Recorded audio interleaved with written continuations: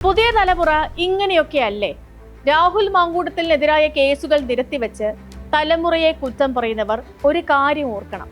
രാഹുൽ മാങ്കൂട്ടത്തിൽ ചെയ്തു കൂട്ടിയത് പുതിയ തലമുറയുടെ സെൻസിനും സെൻസിബിലിറ്റിക്കും വഴങ്ങുന്ന കാര്യങ്ങളെയല്ല.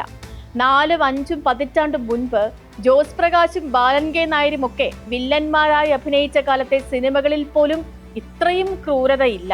അതിനു മുൻപ് മാടമ്പി വാഴ്ച കാലത്താണ് ഇങ്ങനെയുള്ള കുറ്റകൃത്യങ്ങളൊക്കെയും നടന്നിരുന്നത്. ഗർഭിണിയാക്കുന്നതും ചവിട്ടി ഗർഭം കലക്കുന്നതുമൊക്കെ അക്കാലത്തെ കൃത്യങ്ങളാണ്. ആണഹങ്കാരത്തിന്റെ അങ്ങേയറ്റത്തു ചെന്നു നിന്നല്ലാതെ ഇങ്ങനെയൊന്നും ചെയ്യാൻ ആർക്കും കഴിയുകയുമില്ല.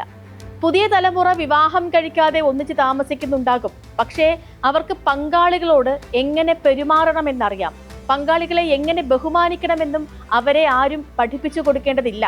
പരസ്പര സമ്മതത്തോടുകൂടി ഒന്നിച്ചു താമസിക്കുന്നവർക്ക് പരസ്പര ബഹുമാനത്തോടുകൂടി പിരിഞ്ഞു പോകാനും അറിയാം. മനുഷ്യത്വം എന്നൊരു സംഭവം ഉണ്ടെന്ന് അറിയാത്തവരല്ല ഇക്കാലത്തെ ചെറുപ്പക്കാർ. കോൺഗ്രസിൽ നിന്നു തന്നെ എത്ര ശക്തമായ ഭാഷയിലാണ് രാഹുൽ മാങ്കൂട്ടത്തിനെതിരെ വിമർശനം ഉയർന്നത് എന്ന് നോക്കൂ.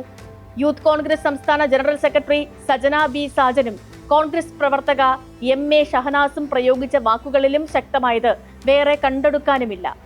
ആദ്യ കേസ് ഉയർന്നപ്പോൾ തന്നെ പുറത്താക്കണമെന്ന് വാദിച്ചവരാണ് ഷാനിമോൾ ഉസ്മാനും ബിന്ദു കൃഷ്ണയും അടക്കമുള്ള മുതിർന്ന നേതാക്കൾ. രാഷ്ട്രീയാധികാരത്തിന്റെ അഹങ്കാരം തലയ്ക്കു പിടിച്ചാണ് മാങ്കൂട്ടത്തിൽ ഇതെല്ലാം ചെയ്തു കൂട്ടിയത് എന്ന കാര്യത്തിൽ മാത്രം തർക്കമുണ്ടാകും എന്നും തോന്നുന്നില്ല.